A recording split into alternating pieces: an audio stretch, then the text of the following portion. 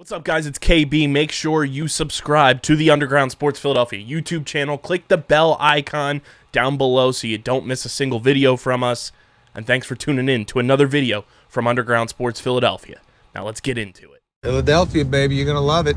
Best sports fans in the world. Actually, the worst, but that's what makes them the best.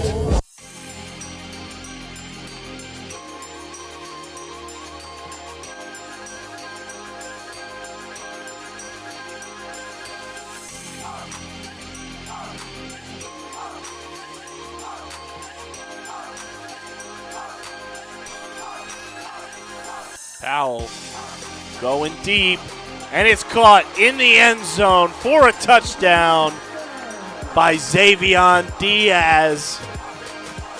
A great throw, Diaz wide open.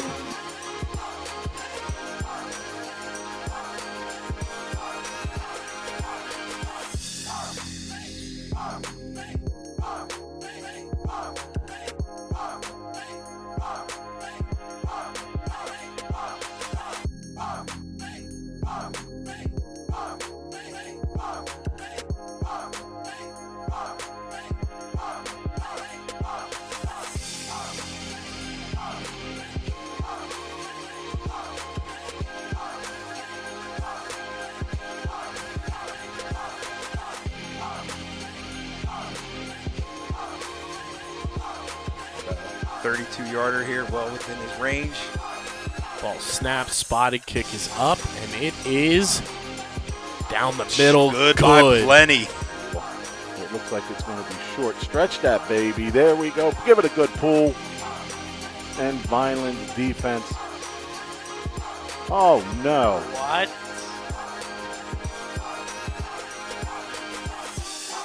That was a little suspect there.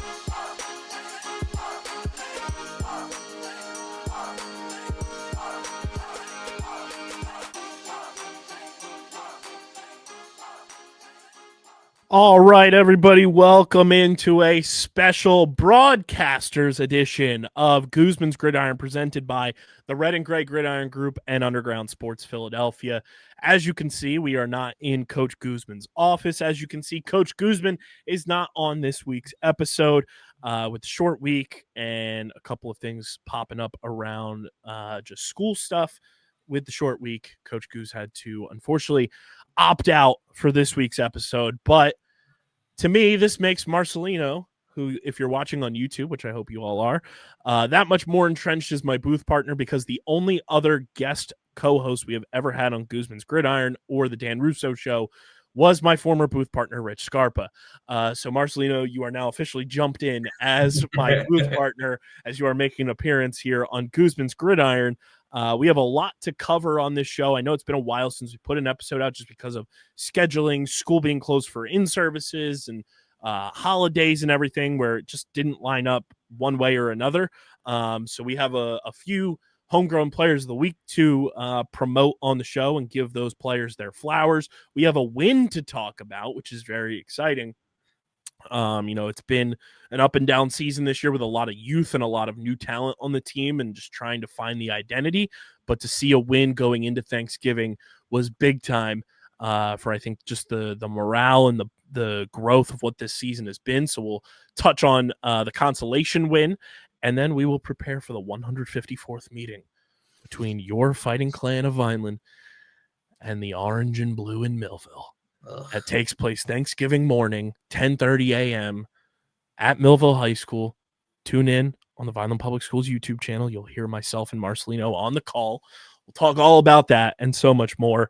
But before we get into everything, make sure you guys are following Vineland Football on social media and follow Underground Sports Philadelphia as well. All of those social media links are in the description of the podcast. And subscribe to Guzman's Gridiron, wherever you get your podcast, whether it be Apple Podcasts, Spotify.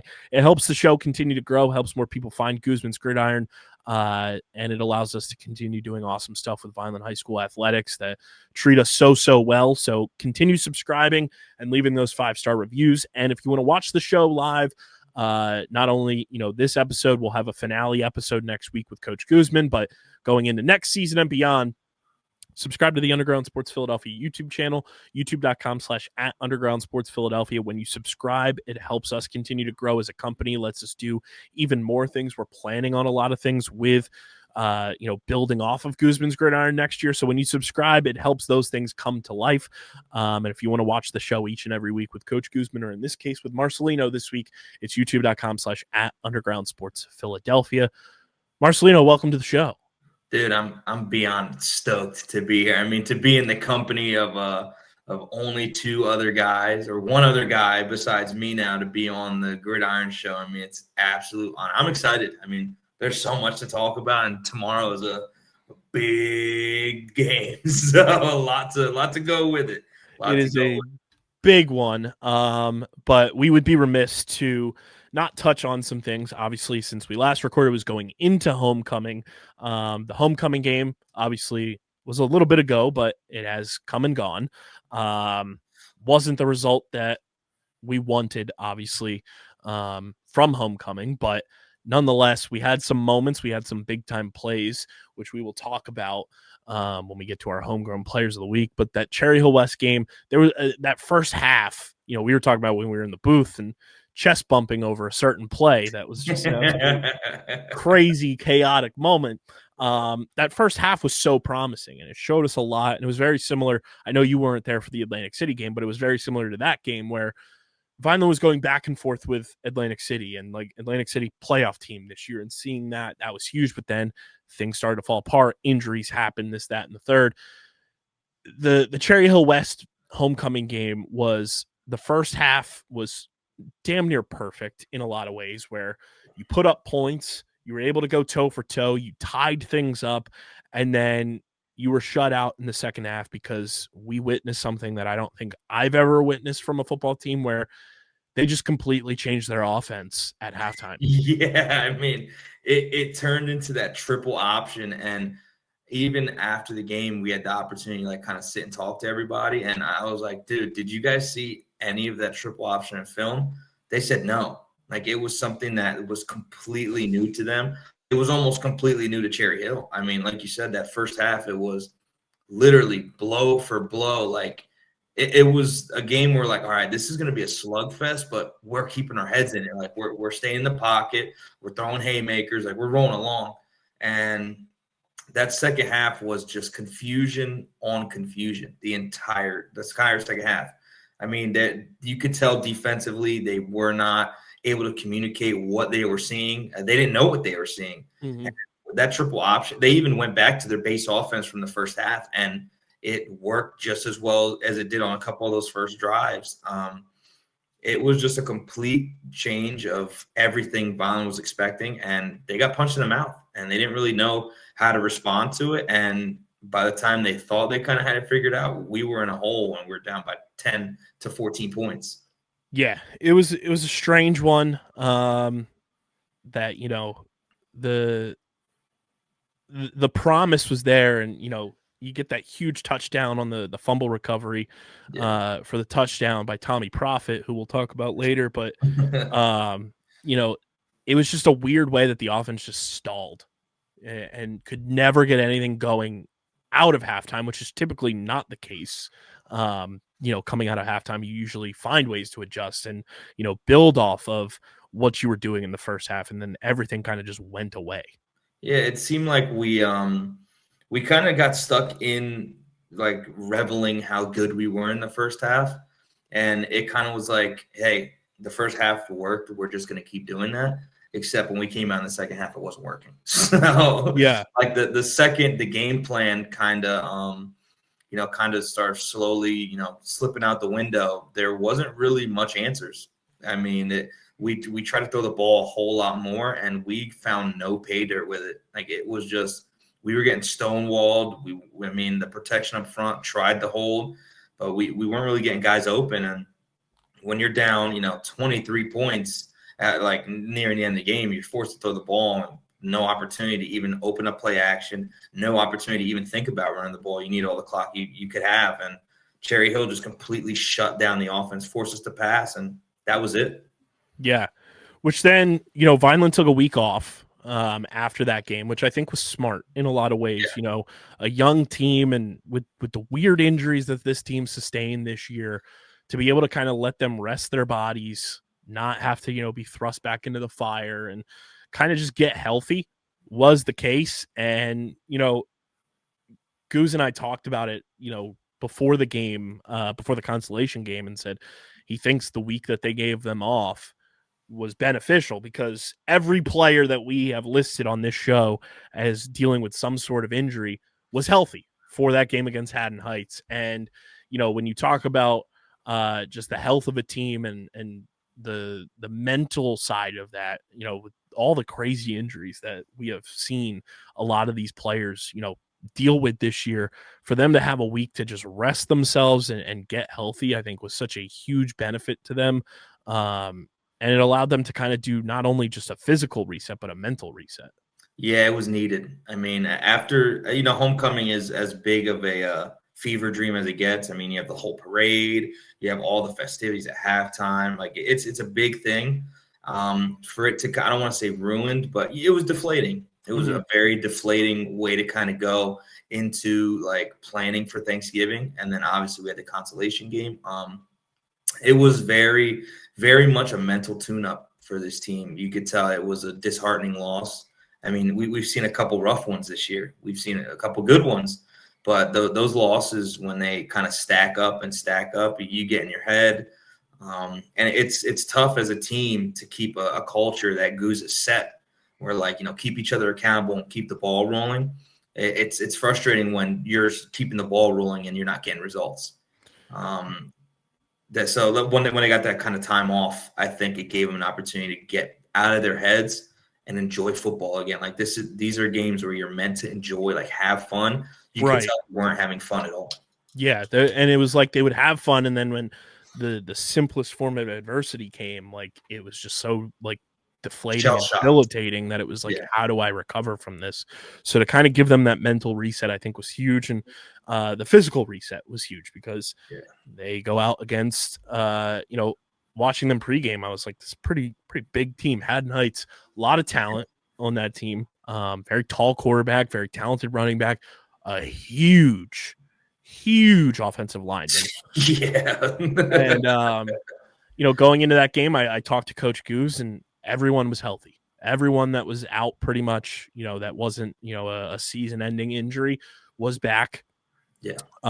And, you know, speaking of that, it seems like everyone is a full go this week for Thanksgiving, and our official injury partners here at Guzman's Gridiron, Family Medical Equipment. We love Family Medical Equipment here. They are our newest partner here at Guzman's Gridiron. I was at a Vineland Chamber of Commerce event at their facility over on Landis Avenue, and their building, Marcelino, is incredible. It's such a big space, and Family Medical Equipment, family owned and operated. We love local business here in Vineland, and since 2001, Family Medical Equipment has maintained a commitment to providing award-winning compassionate care to their community in New Jersey, Delaware, and Pennsylvania.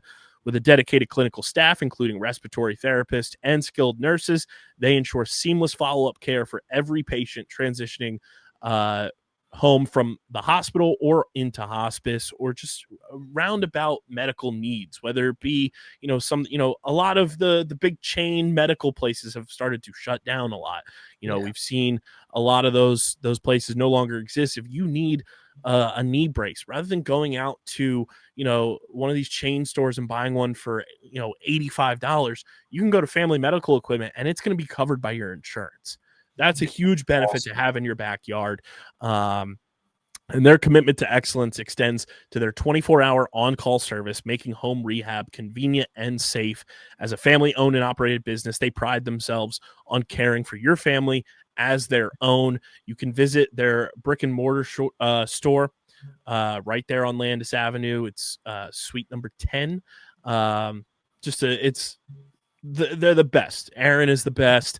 You can give them a call at 856-794-8050 or visit them.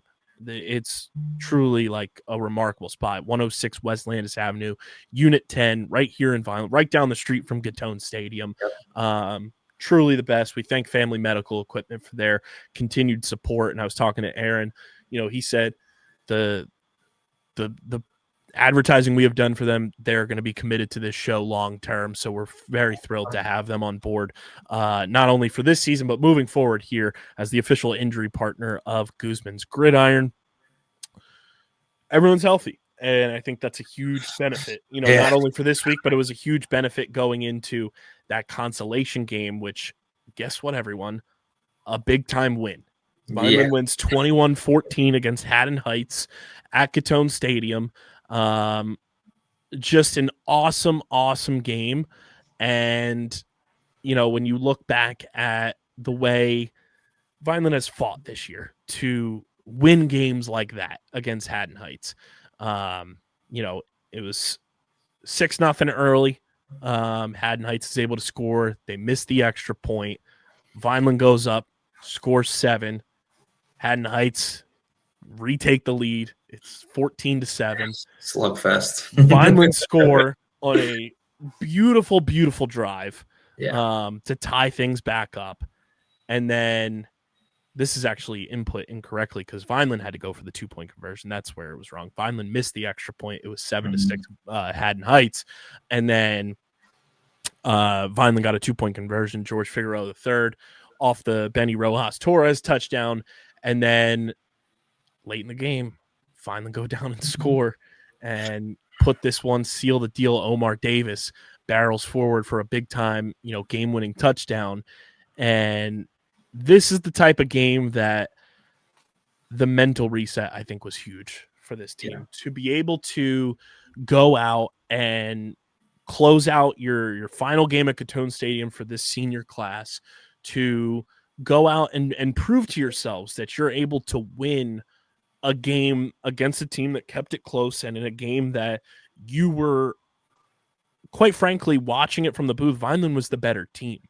Haddon Heights had their moments, but the overall better team were the Fighting Clan. And to be able to go out and win a game like that, I think proves so much to the guys that will be on this team on Thanksgiving, but also for the players that will be here next year and the year after that as well, to say, hey, we can win close games. We can go toe-to-toe with a team and not let things get out of hand as long as we know our alignment, our assignment, and adjustments, as Coach Guzman and staff preach all the time. We can go out and win these close games. Yeah, and I mean, it really comes down to you can't teach heart.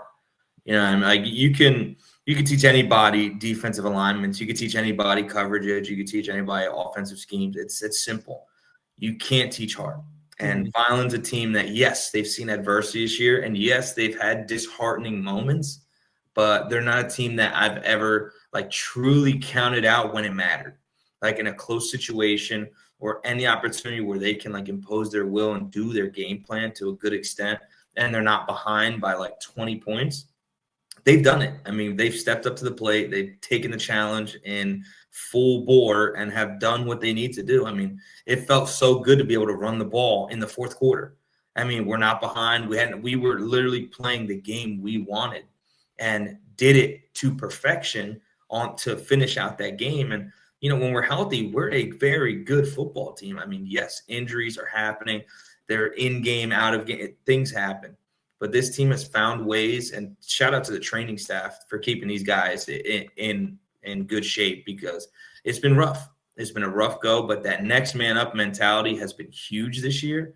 And a lot of guys stepped up in big ways to fill in those roles. And now that everyone's healthy, not only are the top guys who know what they're doing back, but if anything was to happen, the guys behind them I have my full confidence and full faith in. They've stepped in living color. And that's why this team moving forward, like you said, is going to be good and great to a certain extent, because they know what they're doing and they've learned from adversity how to get to that point. Yeah, and I think, it was a game where, and you weren't able to make it to this game, but watching it from the booth, I was just in the back of my head being like, this is stuff Marcelino and I talk about all the time. This is stuff we talk about all the time, wanting to see from this team. And one of them was watching Benny Rojas Torres run the football. Yes. As the game progressed, they started going to what Coach T.O. likes to run, and that's a multitude of running backs being able to, just get guys in positions to win. And the drive where Benny scores the touchdown, it starts off with Omar Davis running the football, hard-nosed runner, obviously. George Figueroa III comes in as a little change of pace. He gets a huge run to set up what inevitably was a Benny Rojas Torres touchdown. And to use that stable of running backs where CJ Thomas is out right now with his injury, and to be able to have Benny come in who runs in a similar way, not exactly the same type of runner as CJ, but runs in a similar style that you can call a lot of the same plays with Benny in the backfield that you can for CJ. Benny's a hard-nosed runner, but keeps his feet churning in a similar way that Georgie does. And to watch him finally cash in for a touchdown was so promising and just like fulfilling for us, because we've wanted to see that all year from him and hasn't had many opportunities just in the red zone to get that done. But man, was it awesome watching him finally have that moment. And it was a huge one, because not only was it, a momentum swing, it set up the 2-point conversion to make it a 14-14 game. And that helps you going into halftime have the belief that, like, hey, we're in this game. This is effectively 0-0. Next score wins type of thing. Yeah. And Benny being able to be the catalyst for that, I thought was so huge. Yeah, and it's so awesome to know you have that three-headed monster, because they're three completely different running backs. Like, if there's one thing I know for a fact is when a game starts, I don't want to be the one chasing Figueroa. And at the end of the game, I don't want to be the one when Omar Davis is running downhill. And in the middle of the game, at the end of the game, or the beginning of the game, I don't want Benny Rojas Torres dropping his shoulder into my chest. You're getting three different running backs who are very well at what they do. On top of, they change how you have to play defense. Whichever one is in the game, you have to be mindful of what their skill set is. You're looking out for speed, you're looking out for power, and then you're looking out for just straight contact. Like, these guys run the ball differently, and they bring different aspects to our offense where it keeps defensive coordinators on their toes. And it's so great to see, Benny Rojas Torres get that touchdown. He needed it. He 100% needed it. I mean, he has been tough grade out all year. He's been put in spots that he's probably not used to, but he stepped up in a big way, and he's a captain of this team. He's one of the guys that you look out to when things get rough. Like, what are they going to do? He stepped up in a big way. And having our two other running backs off of injury, I mean, Omar Davis has been suffering from injuries all year. Figueroa has been dealing with injuries all year. To get them back and be at like 100% or as close to 100% as they can be, they're going to be an issue. They are going to be a very big issue no matter who we play. Yeah. And, when you have players like that, it changes what you're able to do just from a schematic standpoint, from just a play caller standpoint. And it was a huge, huge game. And Omar sealing the deal. He's dealt with some big time injuries this year. So to see him healthy and running strong with full head of steam pretty much the whole night, and to cap it off with a game-winning touchdown for him was really cool to see. And to have the senior class have a nice send-off with their final game at Catone Stadium be a win, that's got to feel awesome, for those guys. They definitely needed it. Like I said, it mentally, physically, spiritually, it was just one of those things that had to happen going into Thanksgiving, and I'm glad it happened, genuinely. I'm glad they had the time. I'm glad they had a week to prep for this team. I'm glad that they're riding into this Thanksgiving game with momentum, because they needed it. This is a team that really rides the emotional roller coaster at a very high point. And right now they're at the point of the roller coaster where it's all right. It's time to get downhill and put some work in and finish this year out strong. I mean, I really want to see these seniors like Xylee Travis and Benny Rojas Torres, Zach Zabe. Like, I want to see these guys go out in a big way. And I'm very excited to see like what they put together tomorrow for the Thanksgiving game. Yeah, it's going to be huge. And before we even get into Thanksgiving, obviously this year's showdown is at the old rival stomping grounds, but there's no place better than our old stomping grounds. The City of Vineland, one of our proud partners here at Guzman's Gridiron. And ladies and gentlemen, if you want to keep up to date with everything that's going on in the City of Vineland, then look no further than the City of Vineland Municipal Calendar, which features city-organized, city-sponsored, and city-affiliated events that are of public interest. The calendar, which is accessible at vinelandcity.org, is a good way for residents and visitors to build awareness, remain engaged with city government, and participate in local events. You can also follow the City of Vineland on social media via their Facebook, Instagram, LinkedIn, and YouTube pages. And through these tools, you can stay connected to the community and get important announcements about programs and services offered by the city. Vineland, New Jersey, where it's always growing season. We thank the City of Vineland for being a proud partner of Guzman's Gridiron.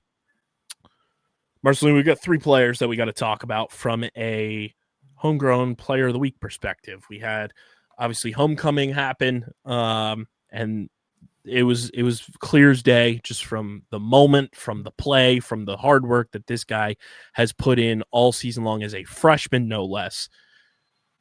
Our homecoming homegrown player of the week, Tommy Profit.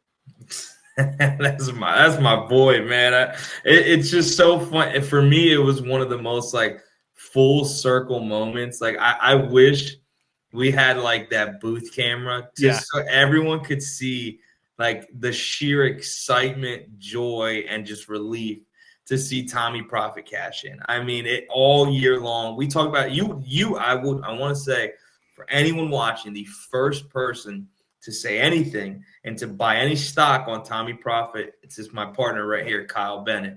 He said from day one, he's like, dude, this guy's name is sick. If he can like get into the rotation and like do something, he's gonna be so much fun to watch. And just that moment, it was hysterical. It was needed. It was just such a great moment. And he stepped up in a huge way this year. I mean, to come off the edge as fast as he has, and just to kind of go back to that game, my favorite moment from that entire game outside of that touchdown was one play, was when he ran upfield and the quarterback ran right behind him on a sneak. And the first thing we said was he's got to make that adjustment because if he doesn't stay flat to the line, the running back, anyone's going to run right behind where he left. The very next play, the same exact formation. They leave him unblocked, and he flies down the line and makes a play. I'm like, this guy's IQ is through the roof. Like, you can tell he just has that baller knowledge. That's going to take him a very long way, especially as a freshman. He's going to go very far with that kind of IQ this early.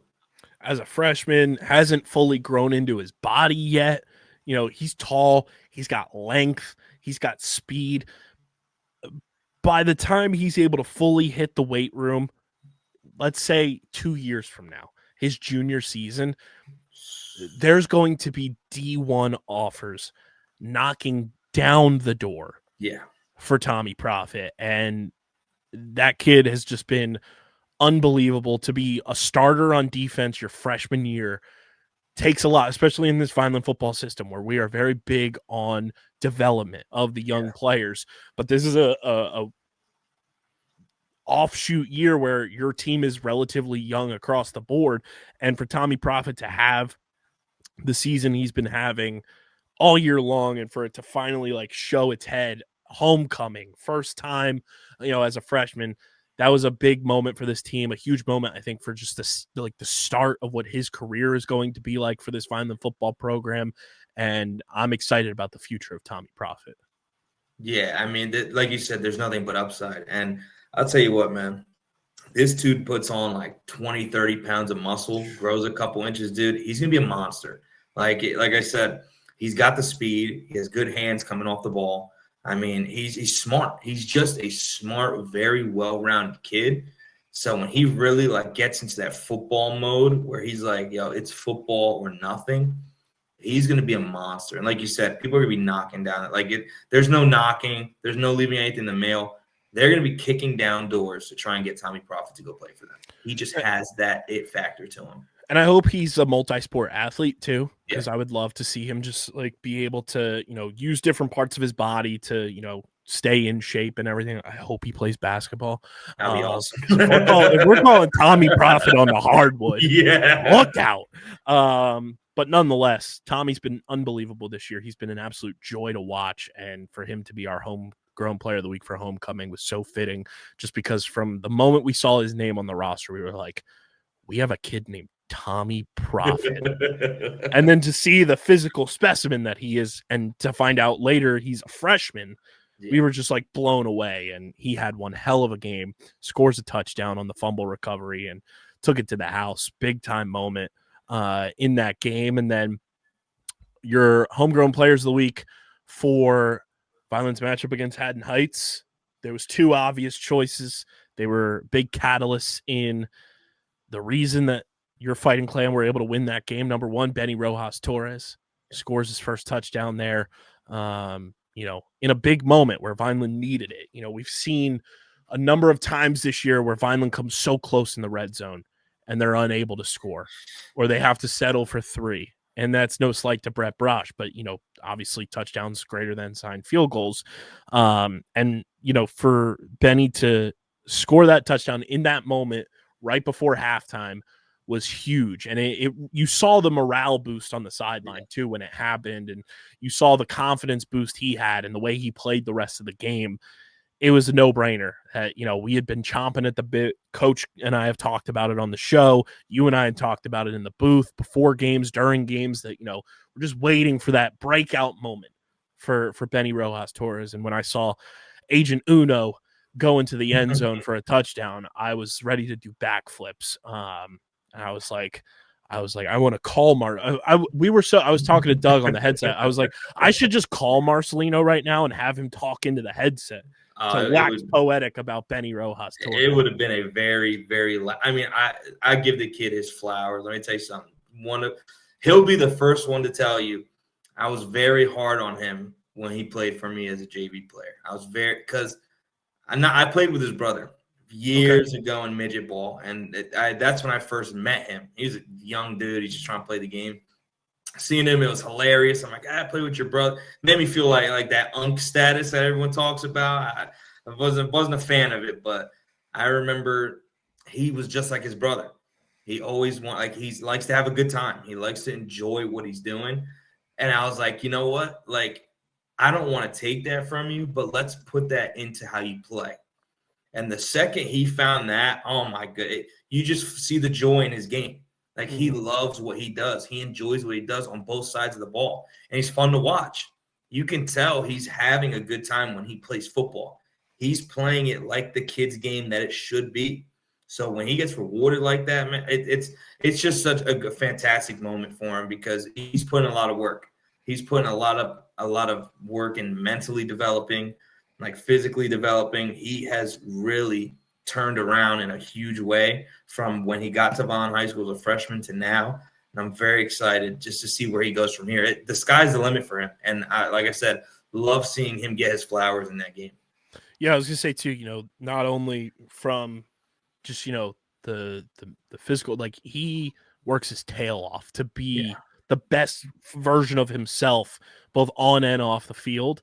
And I got to say too, Benny, you got the voice for broadcasting, my friend. When I had him in the post-game interview, I said, Benjamin, I went full government in my head. I was like, have you ever thought about being on a microphone? Because he's got the voice to be on a microphone. And if he ever wants to shadow us, during basketball or baseball season, Benny, come on down. By all means. I'm always looking for extra guys. He's got the voice, and he played one hell of a game. So very proud of him. And Omar Davis, homegrown player of the week for the Consolation Game. Omar scores the game-winning touchdown. He's worked his tail off to get back to where, he needed to be. And for him as a senior to, put the team on his back late in the game and have the drive that he did, not only setting up Benny's touchdown late in the first half, but then the drive that he had to close out the game to go and score the game-winning touchdown, stay on his feet, rumble forward for that touchdown. It was poetic send-off for him as a senior at Catone Stadium. Yeah, and he's a senior that we haven't been able to talk about as much because it's been a very injury-plagued season. That's something you could say for most of the guys on this team, but especially for him, it's a walking boot, it's street clothes. It's been a rough go for him. Back injury. Yeah, he's been in a rough spot. He's been in a rough shape this year, and that would really take anybody mentally out of a season, especially a senior in high school. This is my last year. I'm missing 3-4 games. It can mess with you pretty bad. But I'll tell you what, man, to see him put the pads back on, go out there and run like there's no tomorrow, that's huge. I mean, that just, it's a testament to who he is as just a human outside of the sport. Like as a human, to be mentally tough, like that fortitude of mental, you can't teach that. That's something that you're just born with, or you develop it. He has that. And for him to be able to step out into that, put the cleats back on and be like, you know what, if this is it, I'm going to put it all on the field. He played that game like it was his last, and that's how he's always played. So when he's healthy, I mean, you don't want to tackle Omar Davis down the stretch. I mean, No. especially now that the weather's cooling down. The last thing you want is in the fourth quarter. There's 8 minutes left, and you're just like, do we seriously got to tackle this dude right now to try and get a stop? But good luck to anyone. Good luck with that. Yeah, it was a formidable performance. It was one of the most complete second halves I've seen Vineland play this year. We've seen a lot of good first halves this year. Yeah. Don't get that twisted. But it was a great first half. So to see that was huge. And I think it was just a perfect, confidence boost going into this Thanksgiving Day game where you had another week off in between to rest, get healthy, prepare. And, as we go into Thanksgiving, it's a lot different of a season. And I'm not, degrading anything Millville has done this year. They had a very, quality season once again, made the playoffs, went deep in the playoffs. But, when you look at years past where Millville was this stalwart team that nobody really had any business, going toe-to-toe with. We've seen some ugly games over the past couple of years. And, I mean, to put it lightly, Latsier Brooks is not walking through that door. He's doing great things down at Alabama. Yeah. Quarterbacks have changed. A lot of scheming has changed. And to me, not saying that, it's going to be a walk in the park for Vineland, but I think this year there should be some, optimism about what this game can look like, because there's not a huge talent discrepancy, but Vineland's going into this game with just house money. This is a let's go see what we can do. We're playing our best football right now. We, are rested. We haven't had to play long, cold weather games for most of this season. There's really only one, and it was our consolation game. And even then the weather was pretty solid.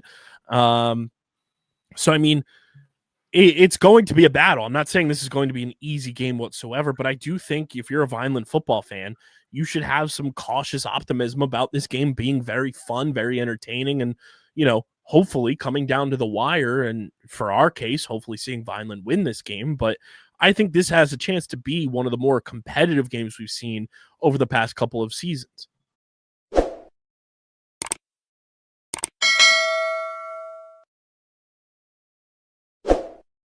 Hey, everybody, quick ad break, and I want to talk to you about our amazing sponsor, Allen Associates. And if you are looking for a reliable and experienced insurance agency that caters to all your needs, look no further than Allen Associates Insurance Services. With over 6 decades of experience under their belt, they specialize in health insurance, financial services, and accounting. Whether you're a part of the public or private sector, they've got you covered.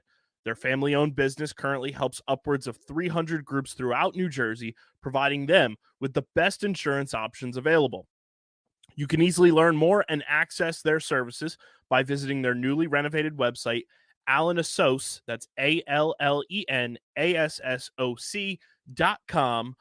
So join the family and let them help you secure your future. Contact them today online or by calling 856-692-2250. That's 856-692-2250.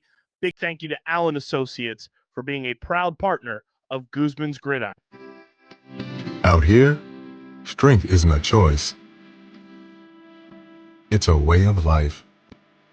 And when your back carries the weight of generations, you need support that never gives out. In the city, the load's different, but the drive is the same. When every step matters, your knees shouldn't slow you down. And when the work is done, Healing isn't a luxury, it's a necessity. At Family Medical Equipment, we build relief into every stitch, strap, and product. From the fields to the office to your journey back to full strength. Family Medical Equipment. Built to support. Made to last.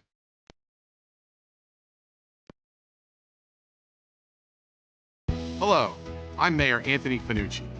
Vineland, New Jersey offers both a great business location and an outstanding quality of life. But don't just take my word for it, the experts agree. We're proud to be recognized as a premier food processing and logistics hub, one of New Jersey's most affordable and desirable cities, and one of the best places to retire in the country. Visit vinelandcity.org and see how our resources can work for you. Vineland, New Jersey, where it's always growing season.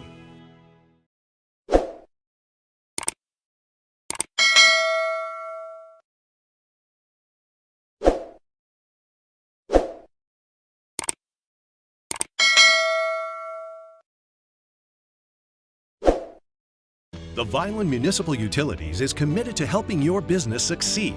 As a community-owned utility, our focus is on service, not profit. From site planning to powering your operations, we can help you achieve your strategic goals. Whether it's a customized cost analysis of your usage needs, engineering support to ensure a smooth interconnection, or offering lower rates than neighboring utilities, we want to be your partner in creating an environment for long-term success. Vineland, New Jersey, where it's always growing season.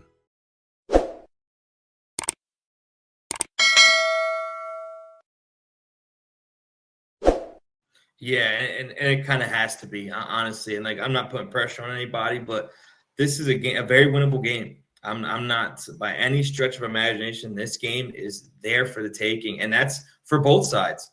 They both have the talent to put up numbers. They both have the talent to do what they want to do in this game. I think with Vineland, they're the team you got to worry about. I mean, the person you worry about in life is a person who has nothing to lose.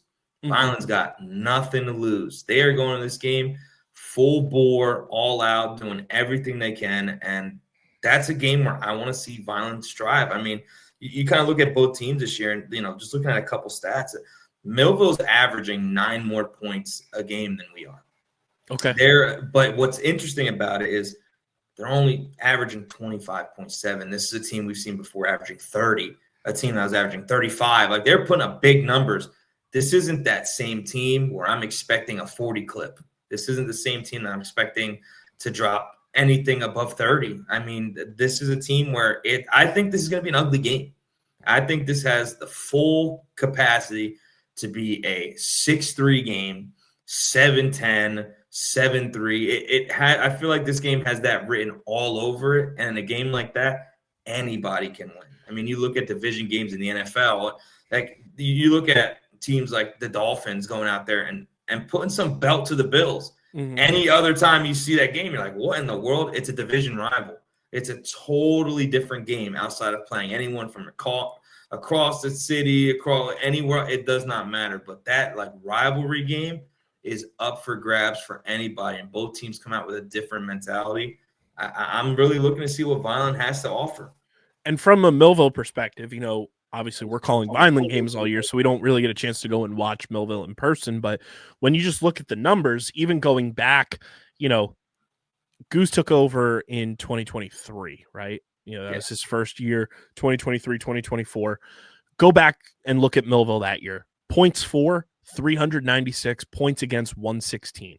They're putting up points and they're stopping teams from scoring. Yeah. Last year, when they go on their incredible run, 467 points for, 136 points against, putting up even more points and still stopping teams from scoring. You go this year they go 6-5 this year. Last year, 10-3.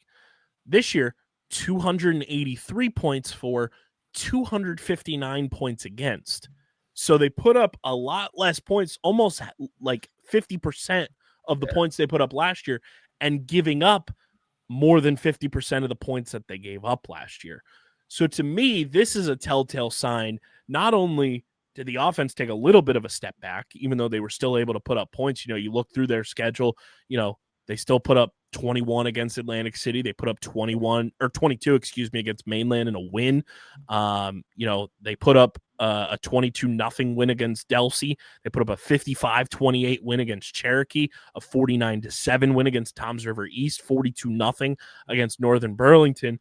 A lot of high-scoring games still, but the defense, I think, is the biggest takeaway this year for me when it comes to the Millville Thunderbolts is they give up a lot of points. Their defense isn't as, strong on paper, and this is on paper. We haven't really watched in person, but on paper, they're giving up a lot more points than they have over the past 3 seasons when we've seen them. So to me, this tells me, hey, Vineland's offense may be able to put up some points this year. Yeah. And you're 100% right. I mean, we're an offense that has gone games where we're starved for possessions. We're starved for scoring. This, like you said, for a team to have a 50% difference in points allowed and points, it's kind of crazy to even look at that. For it to be like 50-50 like that compared to the other years where it's like 90-10, the team's beatable. It's very much a beatable team. I don't want to take anything away from Millville. I mean, like you said, they're putting up big numbers in some of these wins, but I look at the losses as well. They're close losses, and they're losses where they gave up a lot of points. Mm-hmm. Like there was shootouts. Millville has an opportunity to put you in a shootout situation. If the game's not ugly, it could be a shootout. I mean, obviously it's either going to be an ugly game or a shootout, but it's so hilarious that it truly is a flip of the coin of what we get tomorrow. It's a complete – you have no clue what team you're going to get from either side, and either team can do either thing at a high clip. And I think you look at – and not to make excuses, but like injuries aren't really an excuse to me. It's just a happenstance. Yeah. I do wonder what would happen this year if Vineland had a lot more luck in the injury department. If – Georgie and Omar don't get injured early in the year, if CJ doesn't get injured, if Aiden doesn't get injured and miss a bunch of time, I do wonder what this team would have looked like. If Robbie Bono didn't have multiple injuries, if, guys weren't out with these like crazy long-term injuries, if Seegers doesn't break his leg, if Caden Chestnut, doesn't have his happening against Clearview and is just, ready to go, what happens for his season? Obviously he's come back, but, you never know what that has affected. Yeah, head injuries. But I look at Vineland and their points for and points against, and we've seen this team play so many close games. You look throughout the season, ACIT, a 1-point loss, Eastern, a 1-point loss. The Highland game was a 3-point loss. That was a very winnable game. Yeah. A 7-point win against Haddon Heights. And you even look at Atlantic City where the first quarter it's 10-10 and you're close with a team like that. You look at Pennsauken for a little bit in that game. That was close before Pennsauken ran away with it. Delsey, it was 7-0 at halftime against Delsey before they put on, the clinic in the second half with that wing tee. Vineland's defense has been their anchor this year. Yeah. And they've had a lot of big time moments, including in that Haddon Heights game, a 4th and goal stop that prevented Haddon Heights from going up 21-14 or 21-7 at the time. Yeah. Vineland's defense has been a huge reason that they have been in games as much as they have. It's been the offense not being able to be on the same page in a lot of moments, but we've also seen big moments from the offense. We've seen them put up the 21 points against Haddon Heights. We've seen the 49-6 win against Clearview. They were up 19-0 against ACIT. We've seen those games from them this year that if my math is correct here, Millville's giving up points this year. We've seen Vineland keep games close with their defense. If the offense can find something and get on the same page now that everybody's healthy, this is where my brain is when I say this can be a very close and evenly matched game so long as Vineland doesn't make those critical errors and mistakes that we've seen them make that have led to the Pennsauken game getting out of hand, that have led to Highland being a 3-point loss rather than a 4-point win, that saw Atlantic City get out of hand, that saw Cherry Hill West get out of hand. It all comes down to being discipline at the line of scrimmage and not making critical errors. Yeah, and for me, it's about how you come out of halftime. I mean, this team, we've seen very strong first halves. Like, I think this is one of the most top-heavy first half Vineland teams we've ever seen. It's been the second half where Vineland's collapsed. I mean, I can rarely count on my finger how many times in the first half we're like, wow, we're out of this one. Like, we don't really stand a chance. I feel like every game we've gone into at halftime, we're like, yo, we got a shot. Like, we're good to go. And I mean, our lowest scoring quarter is the third quarter. We averaged 2 points in the third quarter. Like that. That's not going to do it. That's not going to do anything for you in a stretch like this. I mean, all of our best scoring quarters are in the first half. Our lowest scoring are in the second half. There has to be something where Vineland can keep that notch up in the second half and make those adjustments, because other teams are making the adjustments and we're not capitalizing at all. Other teams are taking advantage of us in the second half. We've got to find a way to take advantage of other teams and impose a scheme that we know is going to work. Yeah, and I mean, looking at 228 points against for Vineland this year, and I think we go back and reminisce on some of these games. If the offense is able to stay on the field, that number probably goes down a little bit, and we see more points put up, or not even points put up, but like longer sustainable drives. Give the defense a little bit more rest. We might be talking about Vineland only giving up 200 points rather than 228, maybe even less than 200, the way that they've played this year. And I think that's the strong point of this team. The special teams has gotten a lot better, as the season has gone on. And I think that's a huge, component of this game too, is Brett Brosh can swing a game with one kick of his leg, whether it be a field goal, whether it be, a deep punt, whether it be on kickoff. He has the ability to swing a game. And, we've talked about in the past on this show, and you and I have talked about, and I've talked about it with Rich, Vineland has had over a decade-long run of elite kicking. Whether it was, starting with the Kling family to Golden Leg, Mr. Colin Greif, and now Brett Brosh the past couple of years, there has been an elite level of kicking game for the special teams to really rely on in big moments.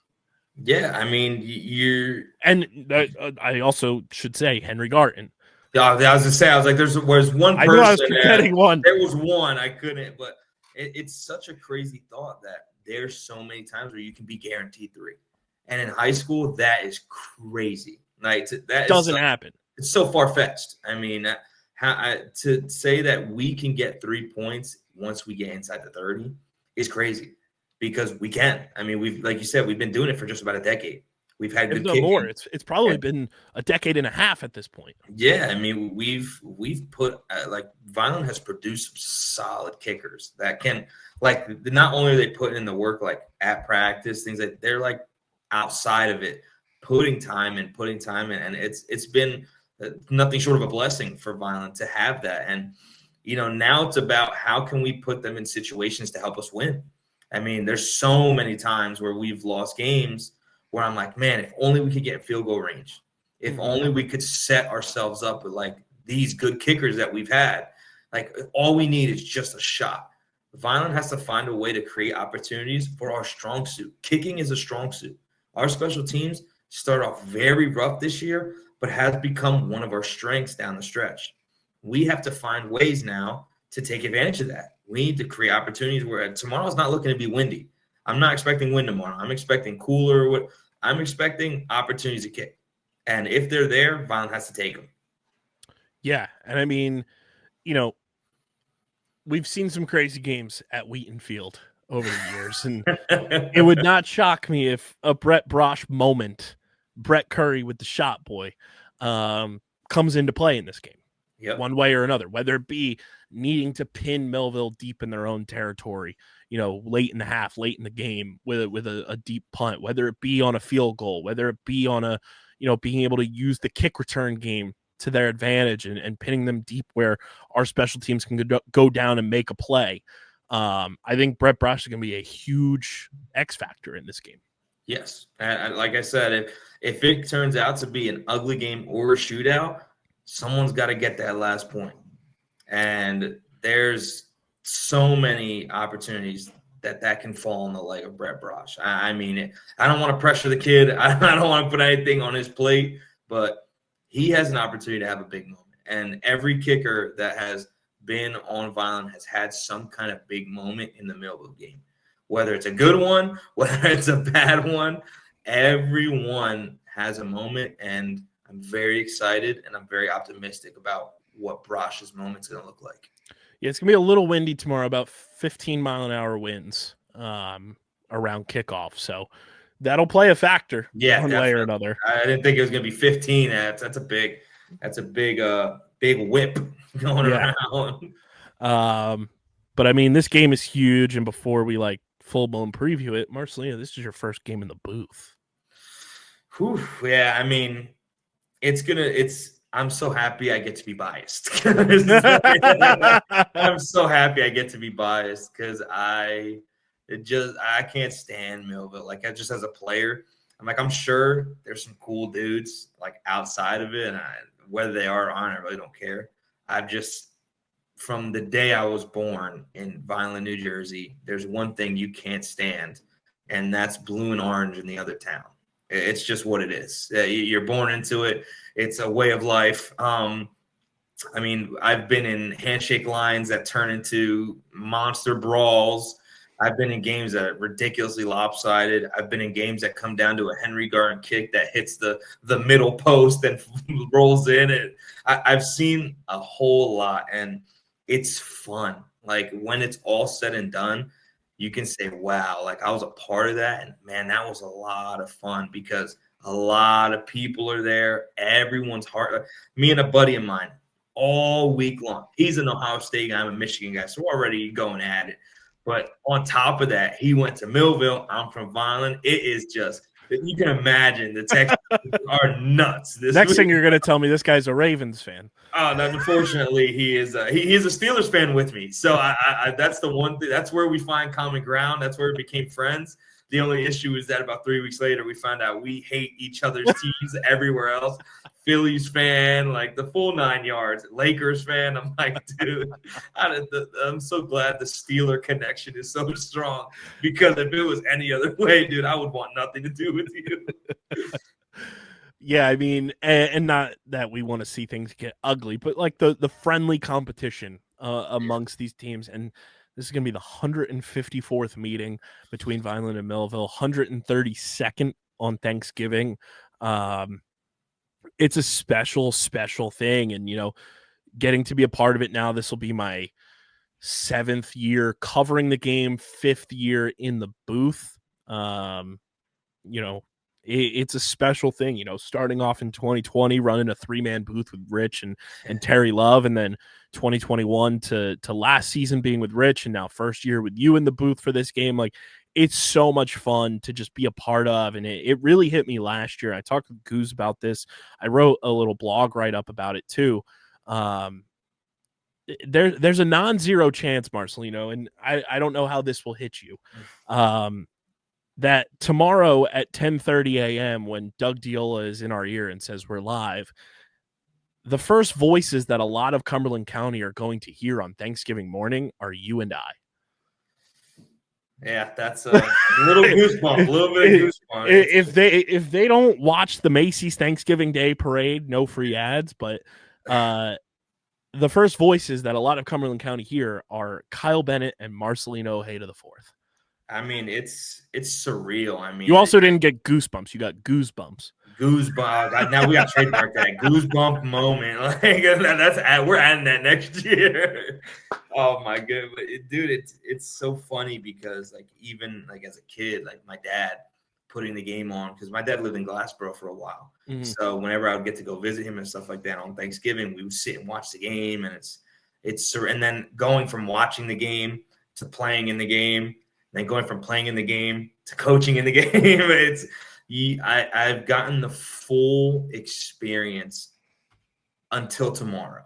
Tomorrow is the last infinity stone on the gauntlet where it's I have done everything I can besides a referee. So, and I don't ever want to do that. Right. So I'm going to take it for what it is. but it's so special because of how big of a deal it is.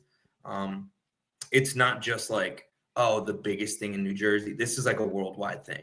Like nowhere in the world is there something as big as Vineland and Millville. And it's so funny because people hear that and like, there's no way. No, there's way. It's a very big deal. Nobody has it like we do. No one has a rivalry like we do.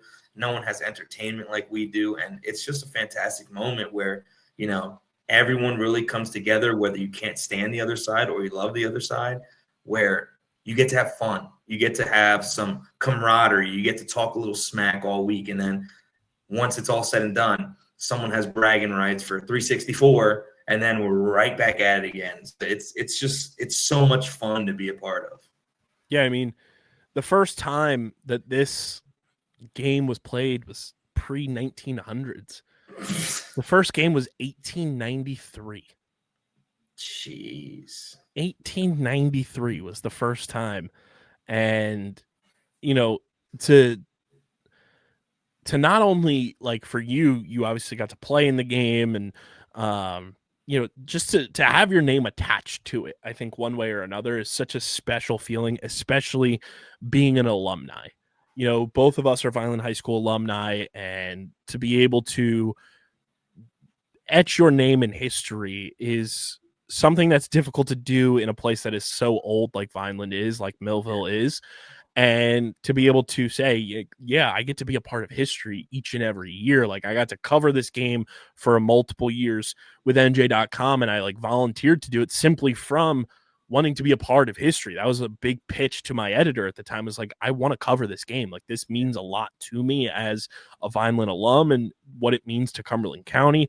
And then when I get to walk into the broadcast booth and be a part of the broadcast, that is such a historical thing that gets archived and is available for people to watch forever, is such a cool feeling. And, you know, witnessing the game, you know, being on the freshman team my freshman year, and then watching the game from the stands year in and year out and making it a tradition to go with my sister, and being an inaugural member of the Clan Crazies back in 2011, being in the stands 2011, 2012 with our chests painted on Thanksgiving and everything.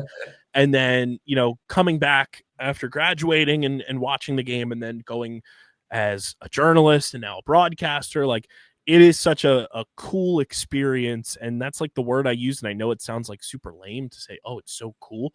No, like it's cool. Like it's something that like I brag about, that I get to go and work on Thanksgiving morning and be a part of this broadcast.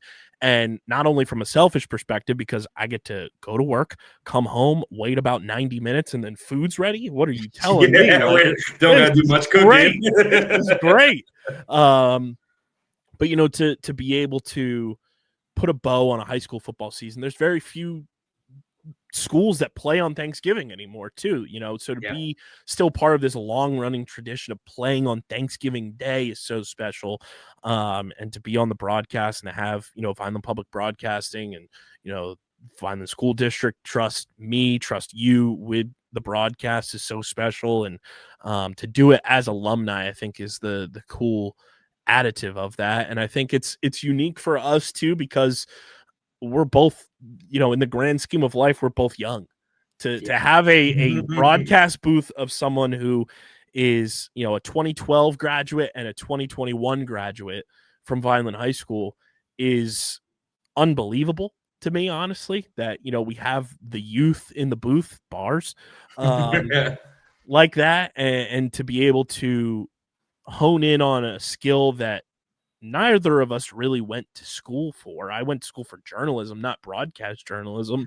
And for us to produce a broadcast week in and week out like this, that so many people will be tuning in for on Thanksgiving Day, is so awesome. And I know I speak for Doug too, you know, Doug being an alumni as well. He graduated the year after me, and him being a part of this even longer than we have is super awesome for him. And, you know, the fact that we got front page newspaper write-up featured in the Vineland Voice. Shout out to RJ Franceschini for that incredible write-up, to just talk about, you know, what goes into our broadcasts is super special. And we're lucky to have a school and, people who believe in live event broadcasting the way that Vineland has for so long.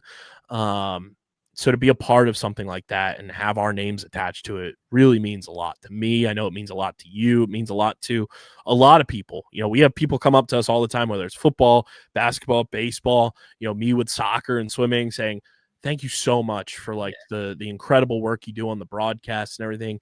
Like, it goes a long way, and you don't really know who's watching, but when you find out who is, it's really cool.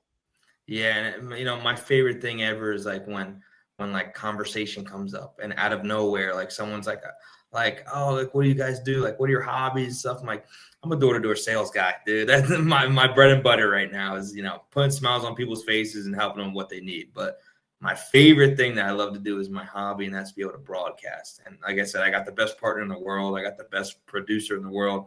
We really have it made. And my favorite thing in the world is telling people about it. Nothing feels better than being like, yeah, like I graduated in 2021. I'm 22 years old.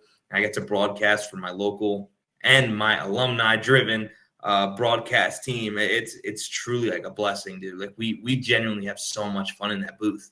Like everything we do because we love this. Like again, neither one of us went to school to be doing stuff like this. We just knew we loved it. Like it's something. It was an opportunity that came up, and it's like neither one of us were ever passing on that. I mean, dude, we could go down the record books as the guys who've done the most broadcasts for this. We have gray hair, right? Leaning back, laughing. We'll be Statler and Waldorf from the Muppets. Yeah, like we have an opportunity to really do this like for a long time, and like, dude, we're still young. We got a long way to go. We're gonna see a bunch of players come and go. We're gonna see not only college talent, NFL talent. Like it's just such a cool opportunity for both of us. Not even just the game itself, but just the opportunity that the game does bring. Like you said, that's one of it's the biggest game every year, untouched. I mean, if we were in a state championship, I still think Vineland and Millville would still put up similar numbers. Like it's just that big of a deal, and like to be a part of that in any capacity, let alone being the voice that people wake up to is surreal.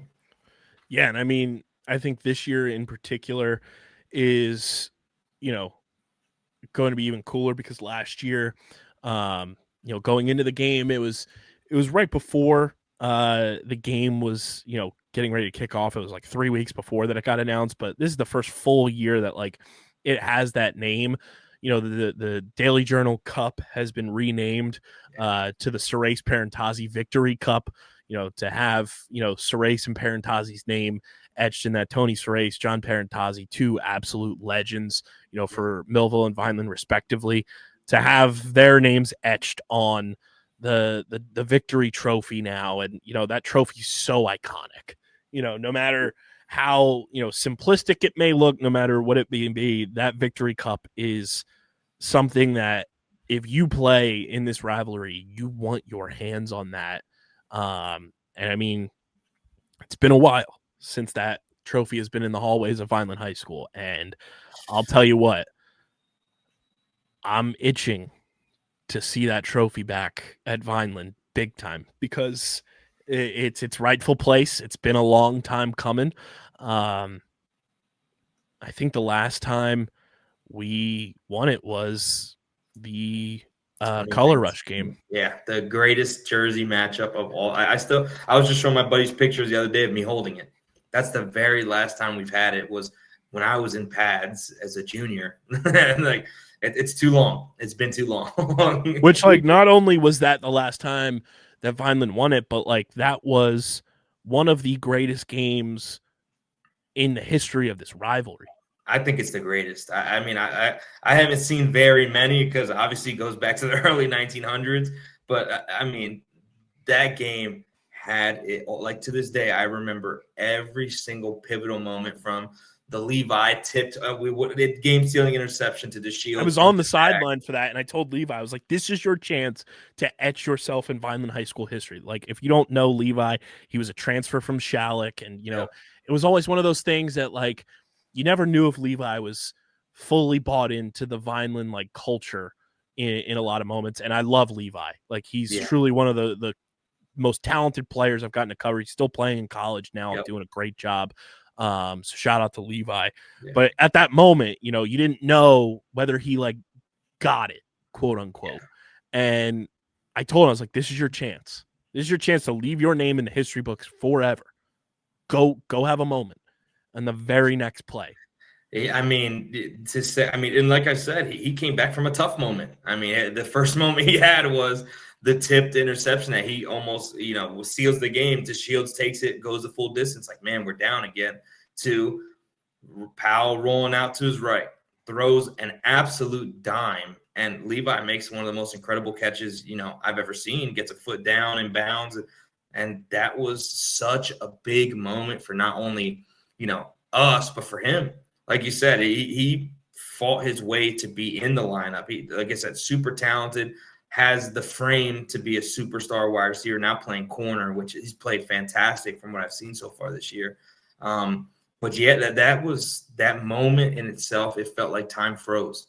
Mm-hmm. Catches the pass, and everyone's just sitting there like, what just happened? It was, and then the Garten PAT barely scrapes the post through. It was when I tell you, like, movie where everyone's just like in slow motion, it just goes higher and higher, hits its apex, slowly drops down. And I just remember being long snapping. I popped my head up, and all the Millville guys are like, oh, it's short, it's short, it's short.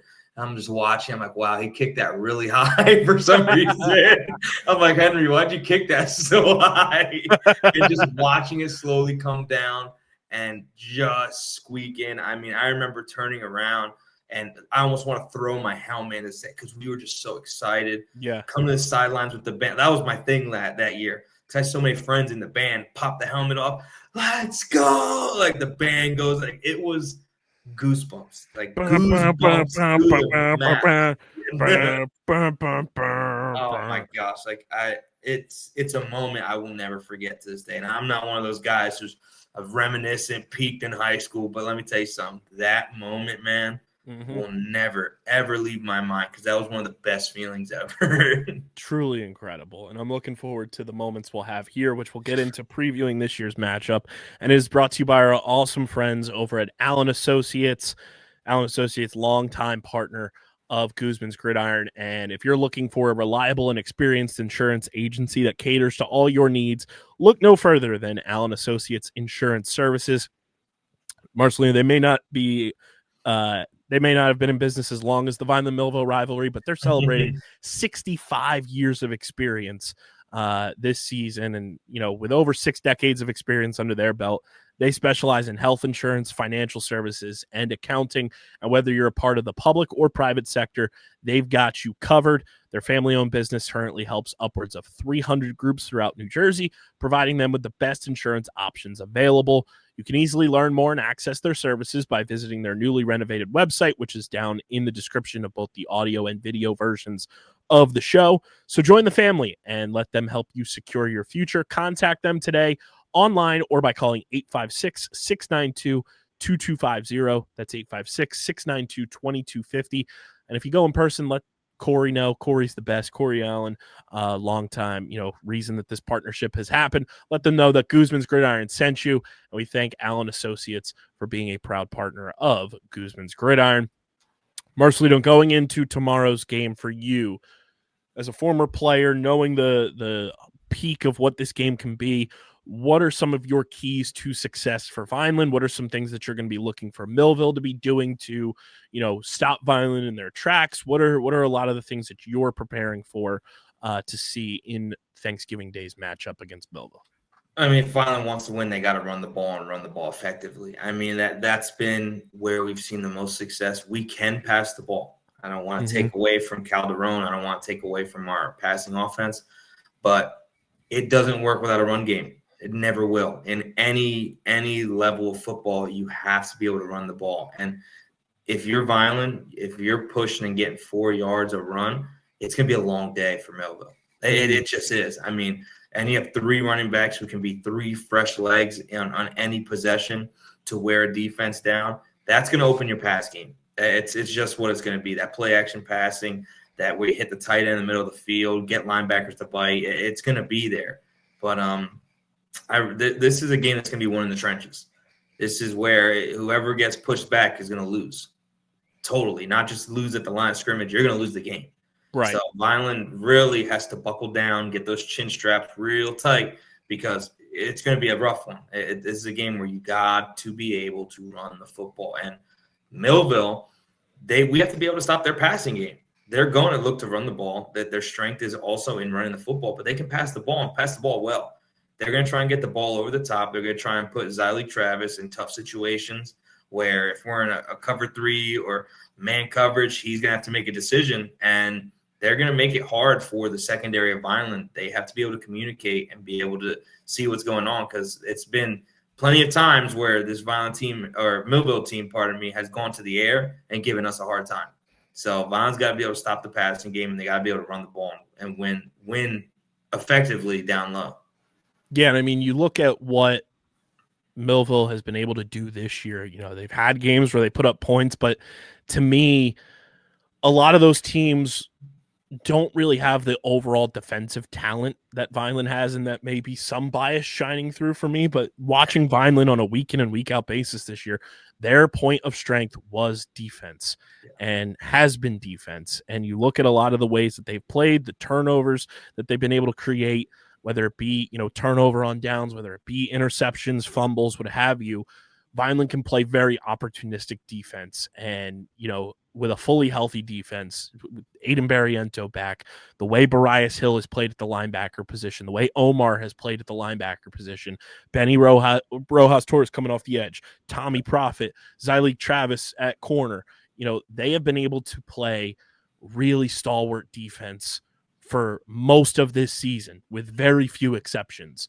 And I think that's going to be a huge reason why Vineland stays in this game, why Vineland can win this game, is if they play their brand of defense and bring the physicality, bring the pressure off the edge.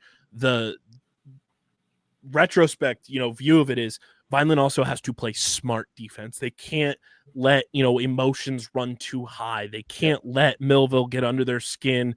We've seen that in the past in this matchup, and it be a nail in the coffin for Vineland being able to win in this matchup. You cannot let them get under your skin. You have to stick to your brand of football. You have to make them play your brand of football and ignore the noise. I think that's the big thing in this game, is just ignore the noise, whether it's from the stands, whether it's from the opposing team, opposing coaches, what have you. Ignore the noise. Kind of put earmuffs on and be focused, put blinders on, earmuffs on, and just do your job. That's all you have to focus on if you're a Vineland player. This game is the final time that this iteration of Vineland High School football will take the field together as a team, go out together as a team, and put on a performance that you're proud of.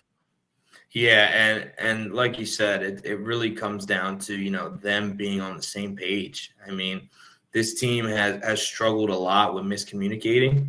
And whenever that happens, you see frustration fast. This team's got to stay disciplined. I mean, like, stupid penalties aren't going to win you this game. It's going to put you in a really bad spot. I mean, you play undisciplined football in this kind of matchup, you're giving away points. Like, any yardage that you give up on penalties is points. Anytime you get a team get to cop out and just get a penalty first down, you're giving up the game. And Vineland has to be smart. Like you said, they have to be disciplined. Can't let that noise get to your head, because I'll tell you what, when a team's losing, all they're going to look to do is chirp, chirp, chirp, try to get you to make a dumb penalty, make a dumb mistake, and now you put your team in a bad spot. They got to play team ball. It can't do anytime someone tries to become an individual, it's going to turn out bad. Vineland has to stick together. They got to stay united in this game, and they just got to be disciplined. 100%. And Coach Guzman and I, we've had some luck, Marcelino, doing this. Who's your player to watch in this game? Who's the player to watch on Thanksgiving that, when it's all said and done, we go down on the field for the post-game huddle, they could have a nice little tripod and microphone in their hand, and I'm talking to them post-game as the homegrown player of the game? For me, I like to pick one on each side of the ball that I think, and defensively, I'm going straight Barrientos. I mean, that dude is a complete game changer. He's a workhorse.